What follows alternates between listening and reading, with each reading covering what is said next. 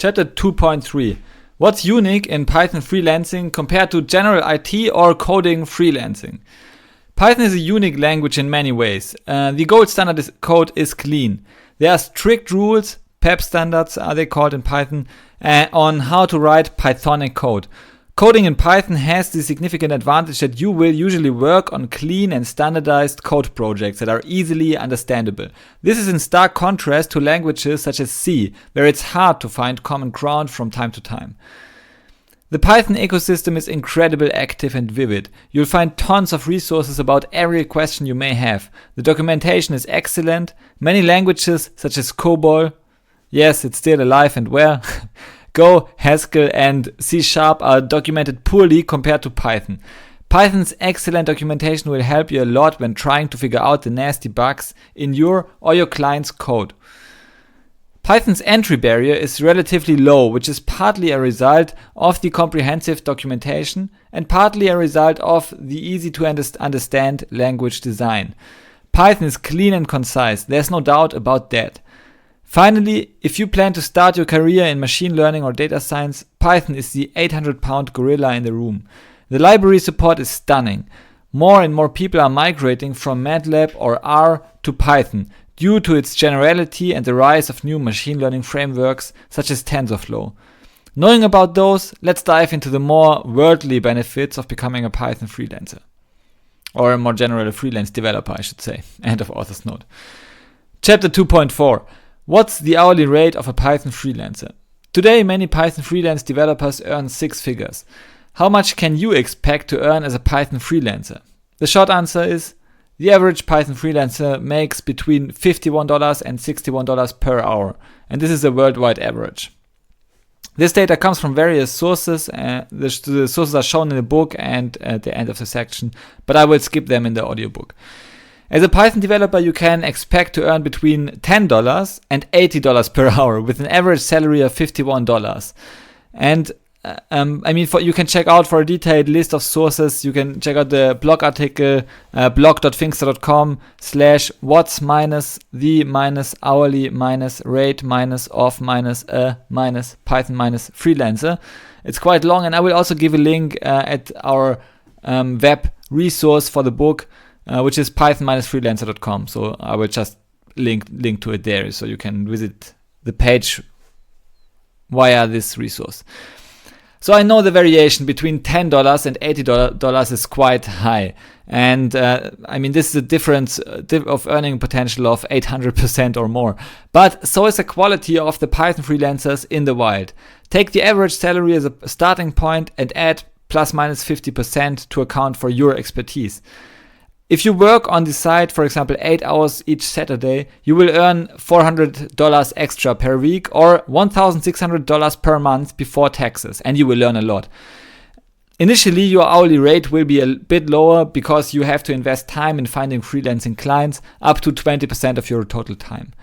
So if you want to learn more about Python freelancing and its earning potential, then watch my free webinar. I also give a link in the at the resource python-freelancer.com. Chapter 2.5. 1.1 million US dollar. How much are you worth as an average Python coder? What's your market value as a Python developer? Based on my estimation, it's roughly 1.1 million US dollar. I base this calculation on the standard way of evaluating businesses. In a way, you're a one-person business. When you are selling your coding skills to the marketplace, and this is true whether you are an employee or a freelancer, you are basically a business. When estimating the value of a company, analysts often use multiples of the company's yearly earnings. So let's take this approach to come up with a rough estimate of how much your Python skills are worth. So let's say we take a multiple of 10x of your potential yearly earnings of a Python freelancer. In truth, it'll be much higher. But as an average Python freelancer, you'll earn about $60 per hour. So if you have an yearly earnings, hourly earnings of $60 per hour, we multiply this with 40 hours per week times 46 weeks each year, so you have 6 years free, you will get to $110,400 per year, and this is like the yearly earning potential we will consider here. And your market value is your yearly earnings times 10. Okay, so we have a low multiple of 10. If you would evaluate any business, you would take a higher multiple of 20 probably, but yeah, we just take one of 10 to be conservative. So this leads us to the 1.1 million US dollars. So as it turns out, coding Python is $1 million skill, even for an average coder. And the value of a top 5% coder can easily be 10x or 100x of the average coder. So think about this. This can be 10 million to 100 million market value. If you really manage to 100x the skills of an average coder, this means that you are a master coder, say top 2%, top 1% of all coders. Then you can really 100x your coding skills. And if you don't believe me, then just look up the statistics of the world's most skilled coders. I mean, many of them are billionaires. So if you want to thrive with your own coding business, you need to think strategically. Being cheap will cost you hundreds of thousands of dollars. You simply cannot invest too much time, energy, or even money in the right learning material. And here's another quote from a billionaire. Ultimately, there's one investment that supersedes all others. Invest in yourself. Nobody can take that away. Nobody can take away what you've got in yourself. And everybody has potential they haven't used yet. From Warren Buffett. Chapter 2.6, Code from Home, How to be happier and earn more money. What is the number one reason why you should consider working from home? The number one reason, in my opinion, is commute time. You'll be healthier and happier by skipping commute time altogether. Commute time is a huge productivity killer that drains your energy. Even if you use the time productively by listening to audiobooks or reading, it's still a waste of your time. When I became self-employed, my work productivity skyrocketed. At the same time, work became more relaxed and less stressful. When I analyzed my days to find out the reason for this, it struck me: no commute time. Suddenly, I had a lot more time and more energy to create content. Skipping commute time simply gave me more resources to work with. The same happened to my Finxter partner Lucas when he reduced his commute time from 2 hours to half an hour. Working from home means that you don't have these enormous drains of energy every day. Even more so if you're involved in a lot of office politics. Many research studies show that having a long commute time makes you less happy. It is found, and this is now a quote from a research paper, scientific research paper from Clark et al. 2019, How Commuting Affects Subjective Well-Being. It is found that longer commute times are associated with lower job and leisure time satisfaction, increased strain, and poorer mental health. It is one of the top 10 influential factors for your happiness, even more important than making a lot of money in your job. Working from home is one of the best advantages of being a Python freelancer. You will save 1 to 2 hours per day commute time. If you invest this commute time into your dream project every day, you'll be widely successful within a few years. You could write 2 to 3 books per year, finishing 10 small web projects per year, or learn and master an entirely new skill such as business or marketing. So where does the statistics come from in this chapter? I have actually accessed many statistics or many online and offline resources. Among of them are CodeMentor, Reddit, ZipRecruiter, PayScale, and others. You will get a complete list in the book of the resources. Chapter 2.7, What does it take to be a freelancer? Surprisingly, many people fear taking the first step towards freelance development. They are hesitant because they believe that they don't have enough knowledge, skill, or expertise. But this is far from the truth. If anything else, it's a limiting belief that harms their ability to progress towards their dream life. The only thing it takes for certain to become a freelancer is to be human. And this may not even be a requirement in the decades to come.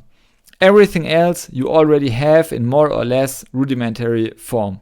Communication skills. You need to ask and respond to questions, figure out what your clients want, be responsive, positive, enthusiastic, and helpful. Technical skills. There's always an underlying set of technical skills for which clients hire you. They may want you to develop their next website, write their copy and ads, create valuable content, or solve other problems. Before being able to deliver the solution, you first need to have the technical skills required to develop the solution. Third, the ability and ambition to learn. You won't know everything you need to know to solve the client's problems, so you need to learn. There's no way around it. If you are willing to learn, you can solve any problem. It's just a matter of taking the time. And each time you learn more in your area of expertise, the next freelancer gig will become a little bit easier. Time. All of us have the same number of hours in a day. You already have enough time to become a freelancer. You just need to focus your effort and maybe even skip a Netflix episode this evening. You see, there's nothing special about what you need to have in order to become a freelancer. You already have everything you need to get started. Now it's just a matter of persistence. Andrew, one of my early Finxter students, asked me the following question. How much do I have to learn to become a Python freelancer? My answer is straightforward. Start right away, no matter your current skill level. But I know that for many new Python coders, it's tough to start right away. Why? Because they don't yet have the confidence to start taking on projects. And the reason why is because they never quite finished a Python project. And they are full of doubt and have low self-esteem.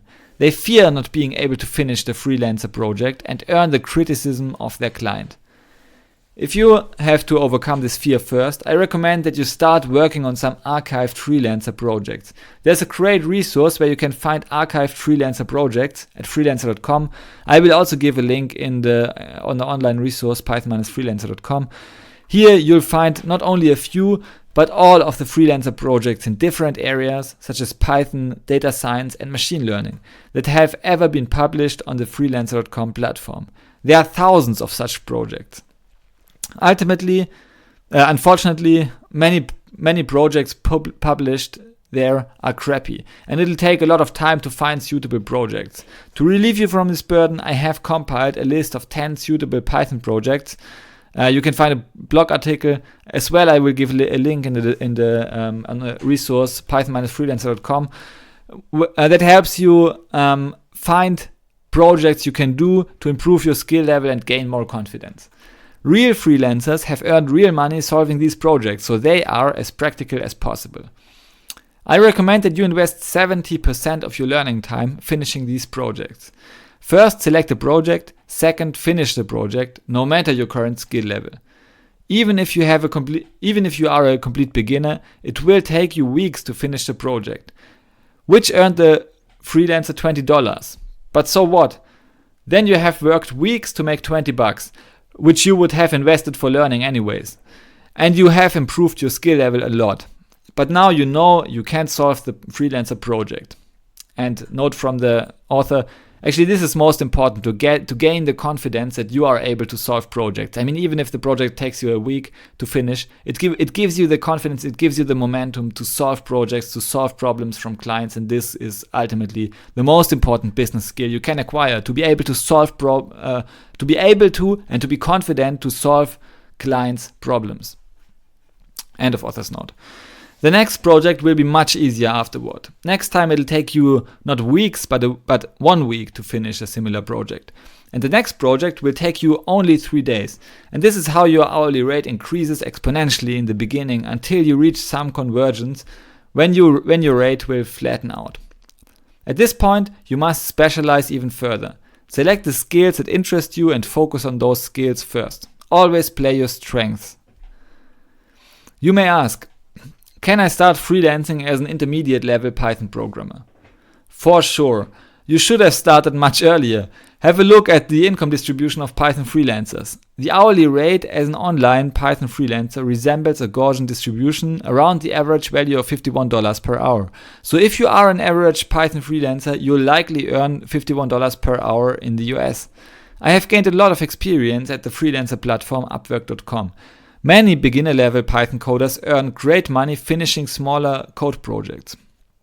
If you are an intermediate-level Python coder interested in freelancing, you should start making money as soon as possible. The significant benefit is that not only are you getting paid to learn and improve your Python skills further, you are also learning the right skill sets that will make you successful online. Communication, marketing, and coding. The essential, practical stuff. Not the fluff and the theory. Only practice can push you to the next level, and working as a Python freelancer online will give you a lot of training for sure. You may ask, are you too old to become a Python freelancer? The short answer is no, you are not too old. The older you are, the better your communication skills. This is tend to be, I should say. Having excellent communication skills is the main factor for success in Python freelancing. Just to make this crystal clear, there are plenty of successful freelancers with limited technical skills that earn more than highly skilled employees. They are successful because they are responsive, positive, upbeat, and committed to making their clients' lives easier. That's what matters most as a freelancer. As you see, there is no age barrier here. Just double down on your advantages rather than focus too much on your disadvantages. You may ask, are you too young to become a Python freelancer? Again, the answer is no, you are not too young. Was Warren Buffett too young when buying his first stocks at the age of 11? Was Magnus Carlsen, the world's best chess player, too young to play chess at age 5? Was Mark Zuckerberg too young when he started Facebook at age 20? If anything else, young age is an advantage, and you should use this advantage by relentlessly pursuing maximum value for your clients. If you do this, you have an excellent chance to build yourself a thriving business within a few years. If you are young, you learn quickly. By focusing your learning on highly practical tasks, such as solving problems for clients by using Python code, you will create a well-rounded personality and skill set. If you want to become a Python freelance developer and create your coding business online, check out my free webinar. I also give link again in the book resource page, python-freelancer.com. Just click the link, register, and watch the webinar immediately. And it's a replay, so you won't have to wait even a minute to watch it. The webinar is a PowerPoint presentation that will give you a detailed overview of the Python freelancing space. So, are you motivated to transform your life, have more time for your social life, and work from the comfort of your own home while earning great money? You are, so let's dive into the central part of this book, the expert secrets to 10x your business success.